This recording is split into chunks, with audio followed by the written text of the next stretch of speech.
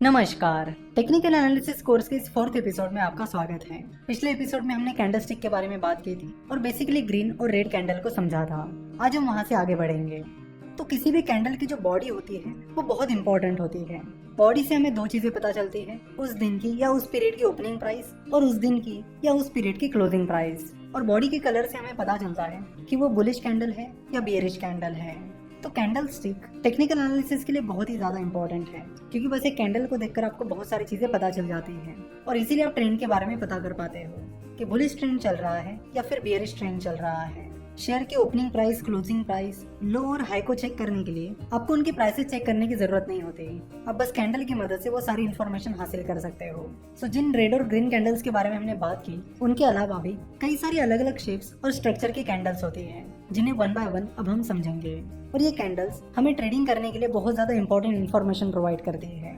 इन candles की मदद से आप पता कर सकते हो कि आपको कब एंट्री लेनी चाहिए, कब एग्जिट लेनी चाहिए और आपका स्टॉप लॉस क्या होना चाहिए। तो सबसे पहली कैंडल ये है। इस तरह की कैंडल्स के बारे में हमने पिछले एपिसोड में ही बात की थी। जो ग्रीन और रेड कैंडल की हमने बात की थी, उसका भी स्ट्रक्चर ऐसा ही था। अगर इस ग्रीन कैंडल की बात की जाए, जो कि एबीसी कंपनी की कल की कैंडल है, तो उससे हमें ये समझ में आता है कि कल एबीसी कंपनी के शेयर प्राइस में अच्छी खासी मूवमेंट थी और एबीसी कंपनी की क्लोजिंग प्राइस उसकी ओपनिंग प्राइस से काफी ज्यादा थी। सिमिलरली अगर इस रेड कैंडल की बात की जाए और अज्यूम किया जाए कि ये रेड कैंडल XYZ नाम की कंपनी की कल की कैंडल है, तो इससे हमें समझ में आता है कि XYZ नाम की कंपनी की शेयर प्राइस में कल अच्छी खासी मूवमेंट थी और कंपनी की क्लोजिंग प्राइस उसके ओपनिंग प्राइस से कम थी। नाउ अब इन कैंडल्स की बात करते हैं। तो अगर आप देखोगे तो इन कैंडल में और पिछली वाली कैंडल्स में डिफरेंस ये था कि पिछली वाली कैंडल्स की जो शैडोज थी वो काफी लंबी थी और इन कैंडल्स की जो शैडो है वो उतनी लंबी नहीं है। तो अगर किसी कैंडल की शैडो कम है तो उससे हमें क्या पता चलता है? तो उससे हमें पता चलता है कि अगर वो ग्रीन कैंडल है तो उसके क्लोजिंग प्राइस उसके हाई प्राइस के काफी नजदीक थे और साथ ही उसके ओपनिंग प्राइस उसके लो प्राइस से काफी नजदीक थे।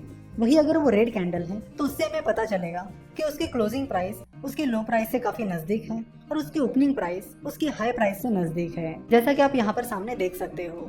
अगली जो कैंडल्स हैं वो कुछ इस तरह की हैं। तो आप देख सकते हो कि इन कैंडल्स को तो सिर्फ बॉडी है, उनकी शैडोज गायब हैं, यानी उन्हें शैडोज ही नहीं है। तो अगर किसी कैंडल को शैडोज ही नहीं है तो उसका क्या मतलब होता है? तो उसका मतलब होता है कि अगर वो ग्रीन कैंडल है तो उसके क्लोजिंग प्राइस उसके हाई प्राइस के बराबर है, वही उसकी ओपनिंग प्राइस उसके लो प्राइस के बराबर है। वही अगर वो रेड कैंडल है यानी बेयरिश कैंडल है तो उसकी क्लोजिंग प्राइस उसके लो प्राइस के बराबर है, वही उसकी ओपनिंग प्राइस उसके हाई प्राइस के बराबर है। अब अगले कैंडल्स के बारे में बात करते हैं। अगली कैंडल्स कुछ इस तरह दिख रही है, जिसमें उनकी बॉडी काफी छोटी है, वही उनकी शैडोज काफी ज्यादा लंबी है। तो इनसे हमें क्या पता चलता है? तो इनसे हमें पता चलता है कि जिस दिन की ये कैंडल है उस दिन शेयर प्राइस में मूवमेंट तो काफी ज्यादा थी, पर शेयर प्राइस आखिर में उसकी ओपनिंग प्राइस के बराबर जाकर ही क्लोज हुई है। अगर वो ग्रीन कैंडल है तो उसकी क्लोजिंग प्राइस उसकी ओपनिंग प्राइस से थोड़ी सी ही ज्यादा ऊपर है, वही अगर वो रेड कैंडल है तो उसकी क्लोजिंग प्राइस उसकी ओपनिंग प्राइस से थोड़ी सी ही ज्यादा कम है। तो इन कैंडल से हमें पता चलता है कि उस दिन शेयर प्राइस में मूवमेंट बहुत ज्यादा हुई थी। जैसे कि आप देख सकते हो कि उसके लो प्राइस में और हाई प्राइस में काफी ज्यादा डिफरेंस था, पर वो शेयर प्राइस उसके हाई प्राइस पर या लो प्राइस पर मेंटेन नहीं रह पाई और आखिर में वो शेयर प्राइस उसके ओपनिंग प्राइस के पास जाकर ही क्लोज हुई। तो अगले कैंडल का पैटर्न कुछ इस तरह है, जिसमें आप देख सकते हो कि बॉडी लगभग नहीं के बराबर है। तो ऐसी कैंडल से हमें क्या पता चलता है? तो ऐसी कैंडल से हमें पता चलता है कि उस कैंडल की ओपनिंग प्राइस और क्लोजिंग प्राइस सेम ही है। अगर ओपनिंग प्राइस और क्लोजिंग प्राइस सेम है तो फिर वो कैंडल रेड है या ग्रीन है, इसका सवाल ही नहीं आता। तो ऐसी कैंडल से हमें ये समझ में आता है कि शेयर प्राइस में मूवमेंट तो अच्छी खासी थी, पर शेयर प्राइस जहाँ पर ओपन हुई वही जाकर क्लोज हो गई, वो अपने मोमेंटम को बनाए नहीं रख पाई। उसके बाद कुछ कैंडल इस तरह की होती है जिनमें लोअर शैडो ही नहीं होती। तो ऐसी कैंडल्स हमें बताती है कि अगर वो ग्रीन कैंडल है तो उसकी ओपन प्राइस और लो प्राइस सेम है, पर उसकी क्लोजिंग प्राइस और उसकी हाई प्राइस सेम नहीं है, उसकी क्लोजिंग प्राइस और हाई प्राइस डिफरेंट है। सिमिलरली अगर वो रेड कैंडल है तो उसका मतलब होगा कि उसकी क्लोजिंग प्राइस और लो प्राइस सेम है, वही उसकी ओपनिंग प्राइस और हाई प्राइस डिफरेंट है। देन अगला पैटर्न कुछ इस तरह दिखता है, जिसमें अपर शैडो ही नहीं होती। सो ऐसी कैंडल से हमें ये पता चलता है कि अगर वो ग्रीन कैंडल है तो उसके क्लोजिंग प्राइस और हाई प्राइस सेम है, वही उसकी ओपनिंग प्राइस और लो प्राइस डिफरेंट है। वही अगर वो रेड कैंडल है तो उससे हमें पता चलेगा कि उसकी ओपनिंग प्राइस और हाई प्राइस सेम है, वही उसकी क्लोजिंग प्राइस और लो प्राइस डिफरेंट है। तो ये जो अलग अलग तरह की कैंडल्स होती है वो हमें अलग अलग इंडिकेशंस देती है। इन सब कैंडल्स का नाम भी अलग अलग होता है और उनकी मीनिंग भी अलग अलग होते हैं।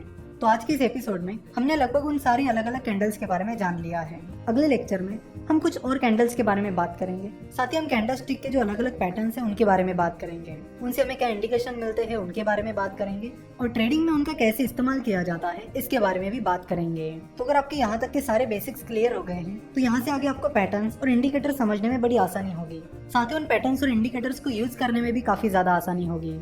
आशा करता हूँ कि आपको आज के इस वीडियो में जो भी बताया गया वो समझ में आया होगा। अब यहाँ से आगे के लेक्चर्स धीरे धीरे और भी इंटरेस्टिंग होते चले जाएंगे। आशा करता हूँ कि आपको वीडियो पसंद आई होगी। हमसे जुड़े रहने के लिए आप हमें फेसबुक, ट्विटर और इंस्टाग्राम पर फॉलो कर सकते हो। साथ ही फाइनेंस और इन्वेस्टमेंट के बारे में और जानकारी के लिए आप हमारी वेबसाइट www.finnovations.com विजिट कर सकते हो। हमसे जुड़े रहने के लिए आपका बहुत बहुत धन्यवाद।